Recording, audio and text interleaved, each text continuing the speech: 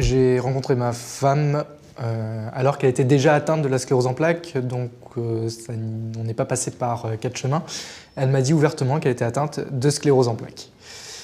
J'ai pu constater par exemple sa fatigue importante, qu'elle avait des difficultés à marcher, des pertes de force.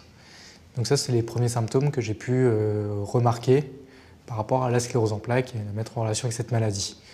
Mais en tant que telle, si je n'avais pas eu l'information, je n'aurais pas dit qu'elle était atteinte de sclérose en plaques. Alors avant le diagnostic de sclérose en plaques primaire progressive de mon mari, je n'ai pas vraiment vu de signes avant-coureurs. C'est lui-même qui a ressenti des pertes d'équilibre et qui a senti des faiblesses dans ses jambes qu'il attribue à une grande fatigue physique. Et c'est lui qui a été alerté. Et ça n'est qu'à partir du moment où il m'en a parlé que je les ai vus en fait. Et c'est qu'une fois que le diagnostic a été posé, qu'en réfléchissant, j'ai vu des signes avant-coureurs, mais que dans le quotidien, j'avais intégré à une façon d'être normale. Enfin, je ne voyais pas de signes, de symptômes d'une pathologie quelconque.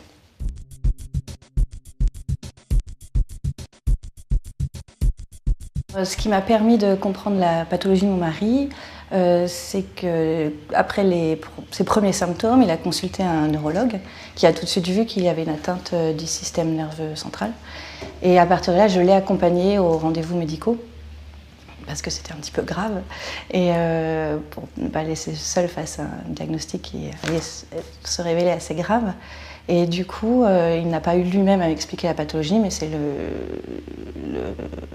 les médecins qui nous l'ont annoncé à nous deux et qui nous ont expliqué ce qu'était cette pathologie en fait. En ce qui concerne les réactions que l'on peut avoir lorsqu'un de ses proches vient de nous annoncer qu'il est atteint d'une sclérose en plaques. Demandez à la personne qui est malade comment vous pouvez l'aider. Demandez-lui en quoi vous pouvez lui être utile. Comment votre rôle peut se jouer autour de cette maladie et avec la personne. L'idée, c'est vraiment de diminuer les sentiments d'incompréhension réciproque. Ce sentiment-là est un risque important pour le patient atteint de sclérose en plaques. Le risque, c'est qu'il s'isole, qu'il se replie sur lui parce qu'il aura l'impression que vous ne l'avez pas compris.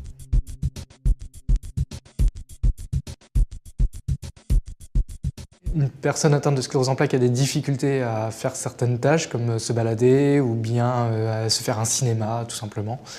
Alors au début, quand on est une personne valide comme moi, on a du mal à comprendre cette fameuse fatigue qui est si caractéristique de la sclérose en plaques.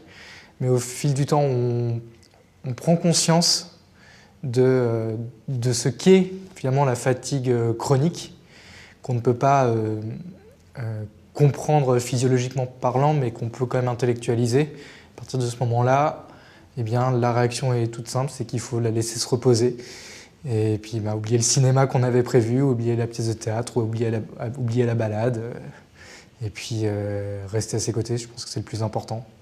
Alors le comportement à adopter face à un malade de la sclérose en plaques, et notamment un proche, c'est de l'intégrer le plus possible dans les activités quotidiennes. Et c'est vrai qu'au début de la pathologie, on est assez surpris d'être face à des difficultés pour faire des choses très très simples comme des déjeuners en famille ou des balades, ou des choses qui semblent faciles pour l'entourage, mais qui, pour la personne, n'est plus si facile que ça. Car, en l'occurrence, mon mari souffre d'une grande fatigue. Et c'est dans ces petits événements quotidiens que la difficulté s'exprime le plus. Pour l'aider, il faut avoir beaucoup de patience. En fait, c'est un maître mot en tant qu'aidant pour ce genre de pathologie.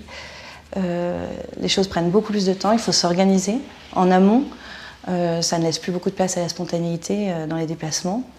Il faut faire en sorte que les moments de sortie ou de loisirs soient suivis ou devancés d'une période de repos et qu'elles soient limitées un petit peu dans le temps et adapter aussi vraiment les sorties, les loisirs et les activités.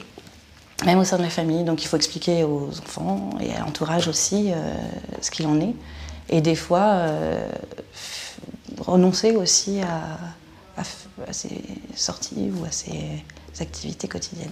Souvent, des activités peuvent être programmées puis annulées car le patient ne peut pas faire au dernier moment. Il se sent épuisé, il va avoir un problème, par exemple, de sensibilité qui l'empêche d'aller faire telle ou telle balade ou telle activité.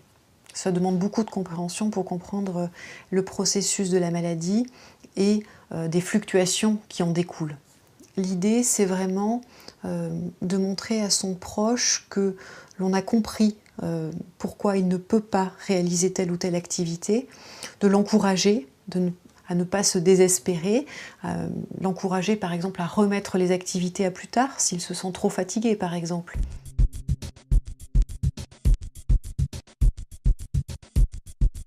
Lorsqu'une personne est atteinte de sclérose en plaques et que le proche l'apprend, on passe par différentes phases, notamment le déni ou le rejet et enfin l'acceptation.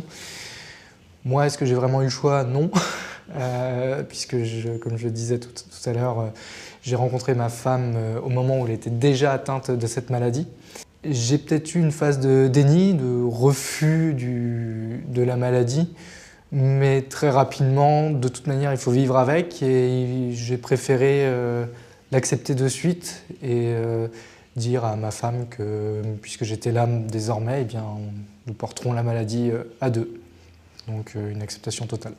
Alors les différentes phases qui suivent le diagnostic, celle d'acceptation, de déni et de rejet. Dans le cas de la sclérose en plaques, c'est difficile de les dissocier les unes des autres, car, et surtout dans une pathologie évolutive et qui progresse sans cesse, on est sans cesse obligé de faire un peu son deuil d'un nouveau handicap qui arrive ou d'un nouveau symptôme. Quand on a l'impression qu'on est arrivé à s'adapter à un handicap, un autre surgit ou s'aggrave. Et donc on est tout le temps dans une phase... Enfin, j'ai l'impression, par exemple, comme mon mari et moi, on est toujours obligé de se réadapter et de repasser presque par ces différentes phases. Le diagnostic, c'est vrai au début, bon, il y a le choc de l'annonce du diagnostic. On sait que ça va être grave, mais on ne sait pas du tout, il y a tellement de sclérose en plaques différentes qu'on ne sait pas du tout ce qui va nous arriver, ou ce qui va arriver aux patients. Et là, dans la forme progressive, dans le temps qui passe, chaque symptôme qui réapparaît, on est obligé un petit peu de repasser par ces phases, de réaccepter de ne pas pouvoir marcher, de ne pas pouvoir aller aux toilettes normalement. Et donc, on a du mal à accepter et j'ai l'impression que ces phases sont difficiles à traverser. L'annonce du diagnostic est un profond bouleversement pour le patient, mais aussi pour l'entourage. Le patient traverse tout d'abord une phase de choc, de sidération au moment de l'annonce. Il se dit non, c'est pas possible, c'est pas sur moi que ça peut tomber, pourquoi moi? Voilà, il y a beaucoup de réactions juste après le diagnostic. Cette phase-là, souvent précède une phase que l'on peut appeler une phase de déni, une phase de refus en fait, d'acceptation de son sort.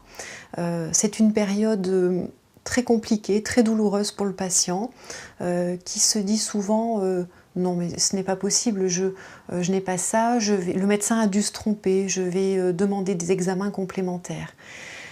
Cette attitude traduit l'angoisse massive dont il est atteint, l'angoisse massive qui surgit au fond de lui. Et cette attitude de déni est une attitude qui permet de se protéger de cette angoisse. Il est donc important de respecter cette phase. Après cette phase de déni, non systématiquement évidemment, mais on le rencontre assez fréquemment, le patient peut traverser une phase un peu dépressive, une phase un peu de dépression. C'est une période où la personne prend conscience en fait de la perte qu'il a subie. Dans la phase précédente, la personne refusait la perte et là, elle prend conscience. C'est une phase tout à fait nécessaire, c'est une période douloureuse souvent, mais nécessaire pour le processus de deuil qui est en train de se jouer. Lors de cette période, les patients souvent se replient sur eux. Ils tendent à s'isoler un petit peu du reste de leur famille, de leurs proches, de leurs amis. Ils ont besoin de ce temps pour eux, face à eux-mêmes. Ce temps est nécessaire, à condition évidemment qu'il ne dure pas trop longtemps non plus, que la personne ne s'enfonce pas dans cette phase de dépression, auquel cas le proche aura tout son rôle à jouer, un rôle de soutien et un rôle de signalement aussi de la situation aux médecins, aux équipes médicales qui sont spécialisées pour aider la personne dans cette situation.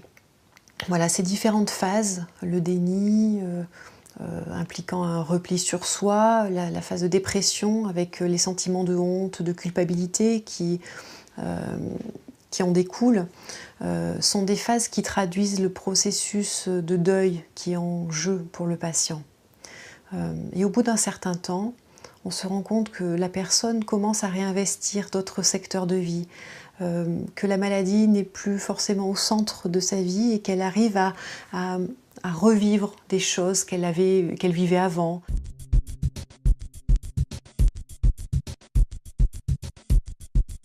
Pour l'instant, nous n'avons pas encore d'enfants, mais c'est une question que je me pose, qu'on se pose d'ailleurs avec ma femme.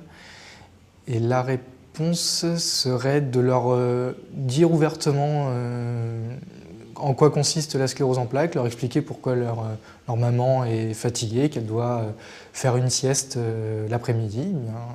Je pense qu'il faut leur expliquer clairement les choses. Aujourd'hui, on n'ira pas se balader parce que maman doit se reposer, ou bien alors on va juste y aller avec papa et puis c'est tout. Parce que maman, du fait de sa maladie, ne peut pas se déplacer aujourd'hui et qu'il faut qu'elle reste au lit pour être mieux demain. Voilà, je pense c'est très simple.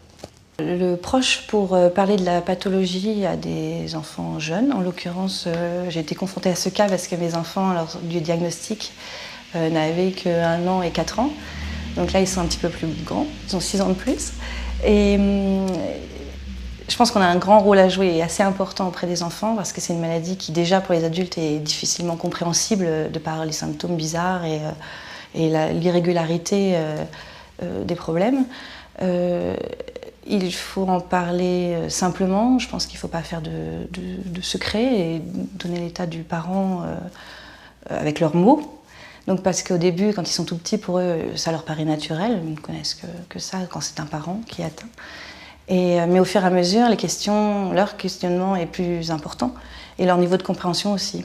Donc au fur et à mesure, on peut leur dire ce qui se passe, ou à chaque rendez-vous important, ou à chaque étape, ou à chaque diagnostic, ou arrivée d'un nouveau symptôme.